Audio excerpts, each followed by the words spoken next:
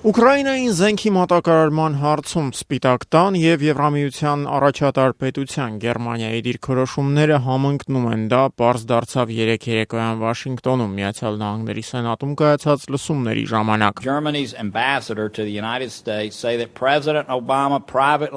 Միացյալ Նահանգներում Գերմանիայի դեսպանը հայտարարել է, թե նախագահ Օբաման փետրվարին կայացած անձնական զրույցի ժամանակ Գերմանիայի դաշնային կանցլեր Անգելա Մերկելին խոստացել է, որ Ուկրաինայի մահաբեր զինատեսակներ չեն տրամադրվի, չնայած այս տեղեկատվությանն ինքը Օբաման եւ նրա վարչակազմի պաշտոնյաներից մի քանիսը շարունակում են ամերիկյան հանրությանն ասել, թե լրջորեն քննարկում են զենքերի մատակարարման հնարավորությունները, հայտարարում էր Սենատի արտաքին հարաբերությունների հանձնաժողովի նախագահ Թենեսիից ընտրված հանրապետական Բոբ Կորկերը։ Նշեմ, որ Սենատում կայացած լսումներն այն աննախադեպ ճնշման վկայությունն էին, որի ներքո Ուկրաինային զենք մատակարարելու հարցում այժմ հայտնվել է Բարակ Օբաման։ Նրա զգուշավոր քաղաքականությանը ընդդիմանում են ոչ միայն հանրապետականներն, այլև իր իսկ կուսակից դեմոկրատները։ Նյու Ջերսիից ընտրված դեմոկրատ սենատոր Ռոբերտ Մենենդեսը լսումների ժամանակ հայտարարեց.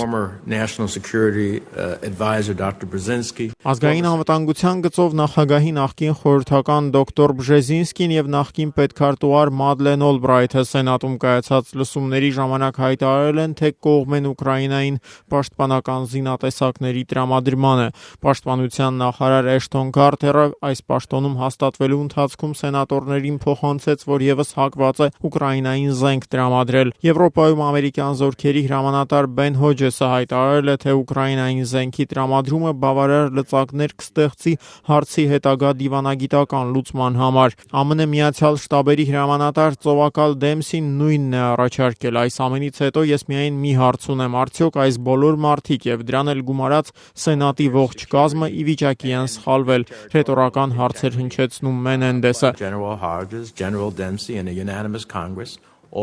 New York Times-ի պնդմամբ, սակայն չնայած այս ճնշմանը, նախագահ Օբաման զիջումների հակված չէ։ Անձնական զրույցներում Օբաման հստակ ուղերձ է հնչեցրել, նա շարունակում է դեմ հանդես գալ զենքի մատակարարումներին։ Խորհրդականների եւ վարչակազմից դուրս գործող որոշ մարդկանց հետ զրույցներում Օբաման նաեւ նշել է, թե Ուկրաինայի զինումը կարող է պատրանք ստեղծել, թե Կիևն ի վիճակի է հաղթել շատ ավելի հզոր Ռուսաստանին։ Դա էլ իր հերթին Մոսկվայի կողմից շատ ավելի կոշտ հակազդեցության կարող է հանգեցնել։ Բացի այդ, Օբաման ցանկանում է փխրուն հրադադարին շանս տալ, թեև դրա ռեժիմի խախտումների թիվը հասել է 1000-ի, գրում է New York Times-ը, հավելելով նաև, որ Ուկրաինային զենք մատակարարելու հարցում Սպիտակ տան դիրքորոշման ձևավորման վրա մեծապես ազդում են նաև Եվրամիության ներսում տիրող տրամադրություններն։ Այստեղ էլ գլխավոր դերակատարը Գերմանիան է։ Պաշտոնական Բեռլինը կտրականապես դեմ է Ուկրաինային զենքի մատակարարումներ իրականացնելուն։